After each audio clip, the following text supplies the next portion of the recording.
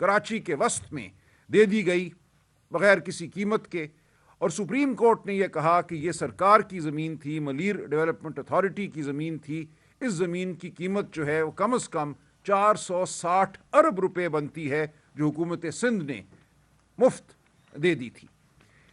उस फैसले को भी वहाँ की नेशनल क्राइम एजेंसी ने सामने रखा। आप जब बरतानिया हाई कोर्ट की जजमेंट पढ़ेंगे तो आप हैरान हो जाएंगे कि कितनी ताकीद से और कितनी बारीक बीनी से उन्होंने हमारे फैसले को पढ़ा सुप्रीम कोर्ट के, और कहा कि इस फैसले की रूह से ये नज़र आता है कि इसी दौरान एक बहुत बड़ा पाकिस्तान में वाक़या हुआ जिसका सुप्रीम कोर्ट ने जायज़ा लिया, 460 अरब रुपए तखमीना लगाया, और जो पैसे बरतानिया में आए हैं हमें इनमें कोई रब्त नज़र आता है कि शायद ये वही पैसा हो जिसकी खोज पाकिस्तानी सुप्रीम कोर्ट लगा रही है, या जो रकम वहाँ वो समझते हैं वाजिबुल अदा है, शायद इस रकम का उस रकम से कोई ताल्लुक है। इतनी बात उन्होंने की। ये उन्होंने नहीं कहा कि बरतानिया की सरजमीन पे कोई जुर्म हुआ है, ये पैसा प्रोसीड्स ऑफ क्राइम है कि किसी जुर्म के ज़रिए हासिल किया गया है। उन्होंने कहा कि चूंकि इस फैसले के बाद हम ये समझते हैं कि यहाँ कुछ शक की गुंजाइश है, हम नहीं चाहते कि ये ख़ानदान बरतानिया में रहे और इसका पैसा बरतानिया में रहे, लिहाजा ये खुद भी चले जाएं। वीज़े उन्होंने कैंसिल किए उनके, पाकिस्तान सुप्रीम कोर्ट की जजमेंट को बुनियाद बनाकर, और ये कहा कि ये पैसा जो लेकर आए हैं यहाँ बरतानिया में ये भी ले जाए। अब इस हवाले से मलिक रियाज ख़ानदान ने अपीलें की, और ये जो जजमेंट है जिसका हवाला अहमद नूरानी साहब ने दिया है वो उनकी वीज़ा कैंसिलेशन के ख़िलाफ़ अपील की जजमेंट है जो England and Wales high court में गई, और वहाँ उस जजमेंट में उन्होंने इन तमाम वाक़यात का जायज़ा लिया हाई कोर्ट ने इंग्लैंड एंड वेल्स के।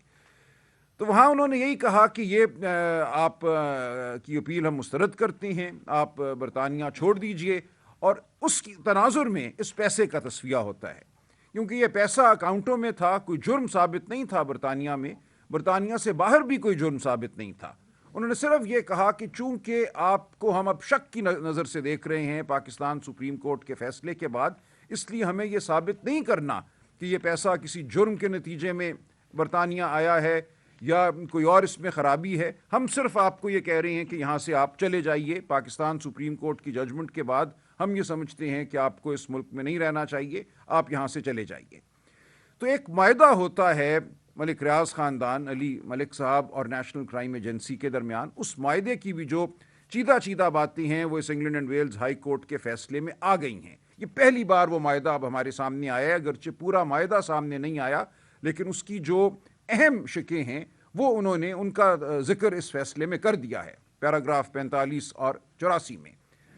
England and Wales high court कहती है कि ये एक बायलैटरल मायदा है, यानी कि दो फरीकैन के दरमियान मायदा है। एक तरफ अली मलिक साहब हैं, दूसरी जानिब नेशनल क्राइम एजेंसी है। इसमें हुकूमत पाकिस्तान का कोई अमल दखल नहीं है, ये दो फरीकैन का मायदा है।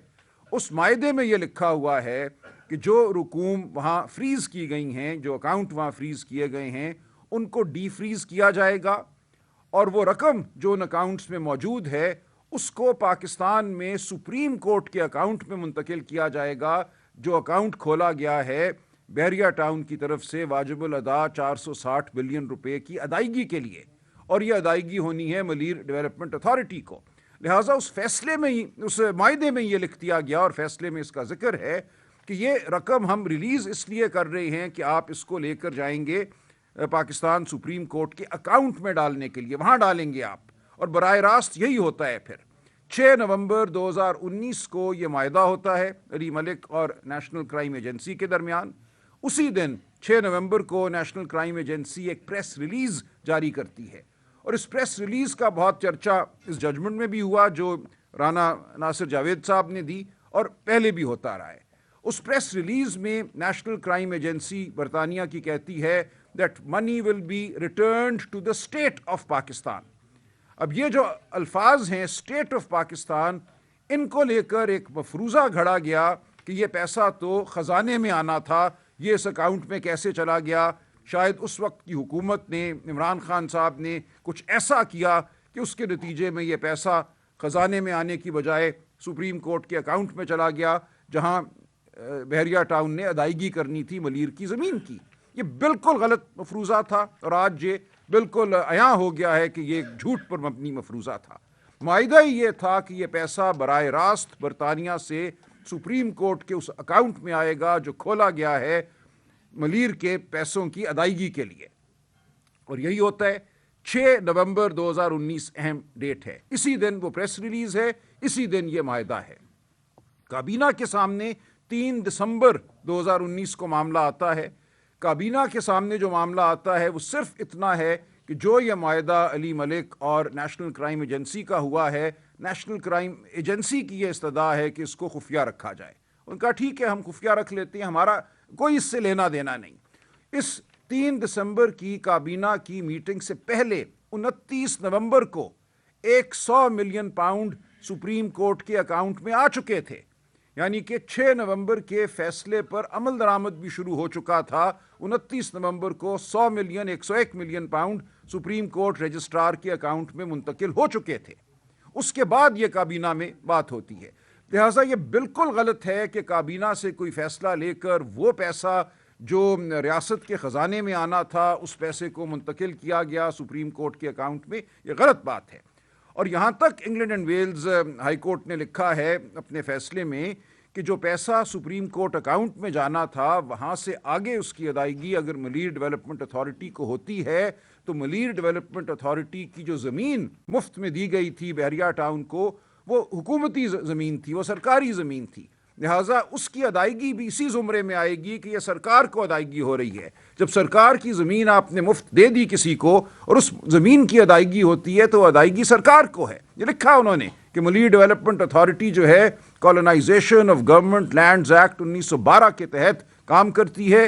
یہ تمام زمین جو تھی اس قانون کے تابع تھی اور اس کو دیا گیا، لہٰذا اس زمین کی جو ادائیگی ہے وہ ریاست کو ادائیگی ہے۔ تو یہ پیسہ ریاست ہی کے پاس آیا یا آنا تھا، لیکن اس میں ایک قدم اور تھا۔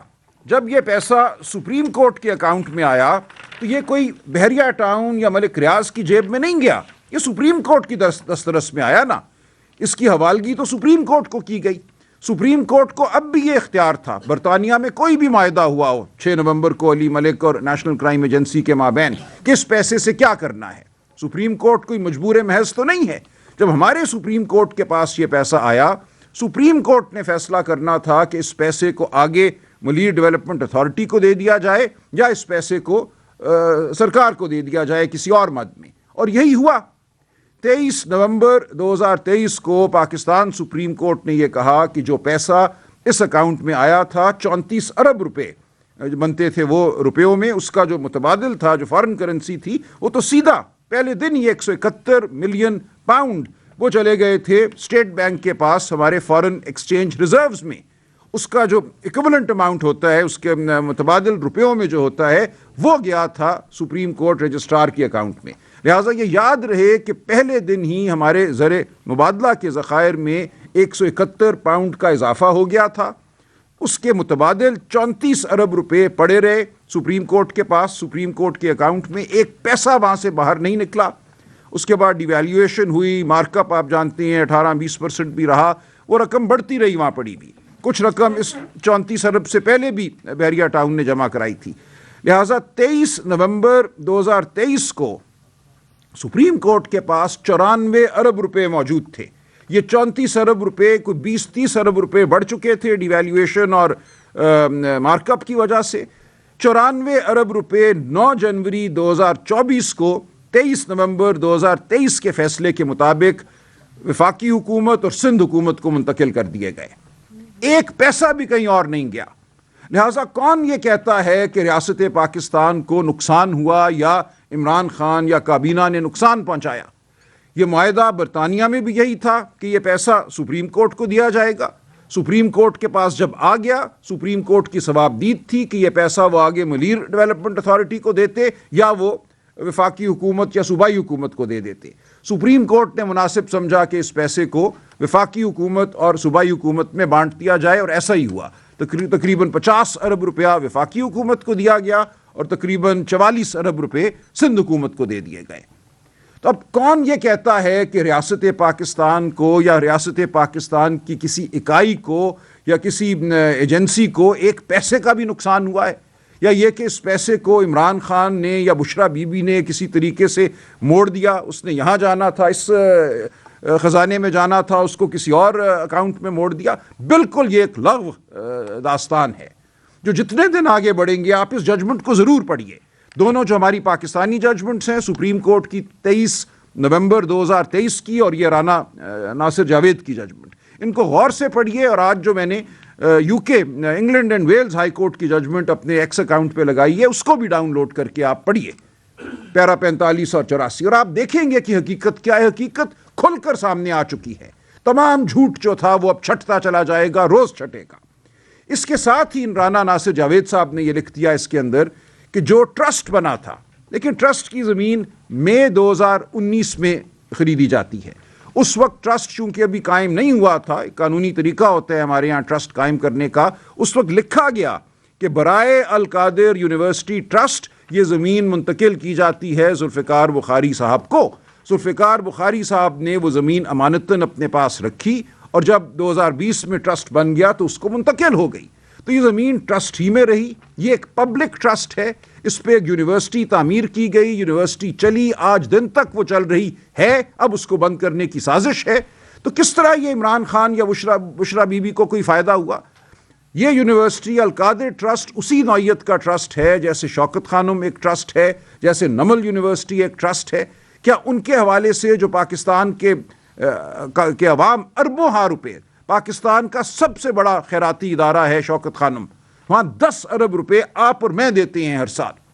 تو کیا وہ 10 ارب روپے کسی کی جیب میں جاتے ہیں؟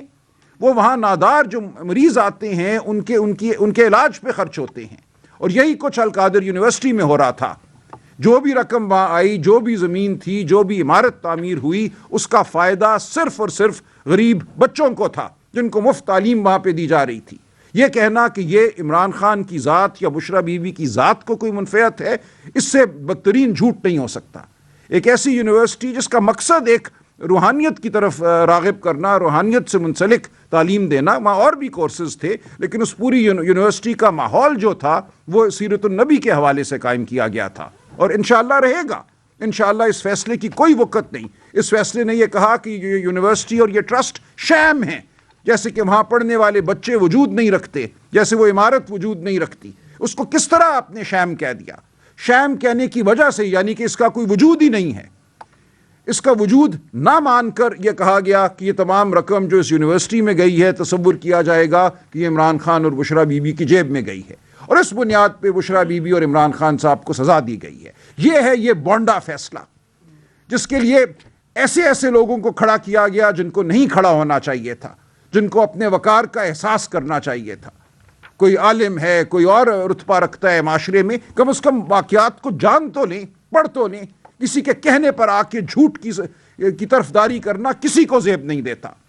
تو میں پورے پاکستان کے عوام سے اپیل کرتا ہوں کہ حقیقت کو جانیں، ان فیصلوں کو پڑھنے کی کوشش کریں. جو نہیں پڑھ سکتا وہ سنیں، غور کریں. کسی پہ تو اعتبار آپ کو کرنا ہوگا. حقیقت کھل کر سامنے آ چکی ہے. 1-2 دن میں ہم انشاءاللہ اپیل میں ہوں گے اعلیٰ عدالتوں کے سامنے. جو بھی ہمارا عدالتی نظام ہے 26ویں آئینی ترمیم کے بعد ہمیں سخت تحفظات ہیں. ہم سمجھتے ہیں اس ترمیم کا مقصد ہی یہ تھا کہ عدالتی نظام کو کمزور کیا جائے، من پسند ججوں کو مقرر کیا جائے، اور ایسا ہی ہو رہا ہے. ہر روز جو جج صاحبان مقرر ہو رہے ہیں جوڈیشل کمیشن کے ذریعے، جس میں حکومت کی اب ایک ایسی اکثریت ہے جس کو کوئی اور توڑ نہیں سکتا، وہ وہی جج ہیں جو حکومت کے اور اوروں کے منظور نظر ہیں. اس ماحول میں بھی ہم قانونی جنگ لڑتے رہیں گے، ہم سیاسی جنگ بھی لڑیں گے، ہم اخلاق کی بنیاد پہ بھی لڑیں گے، ہم سوچ اور فکر کی بنیاد پہ لڑیں گے. آپ کے سامنے پیش ہوتے رہیں گے. آپ سوال کیجئے، جھوٹ کو اجاگر کیجئے. اگر میری بات میں کوئی سکم ہے، کوئی کمی ہے، کچھ میں چھپا رہا ہوں تو خدا کے لیے مجھے بتائیے. بالکل میرا گریبان تھامیے.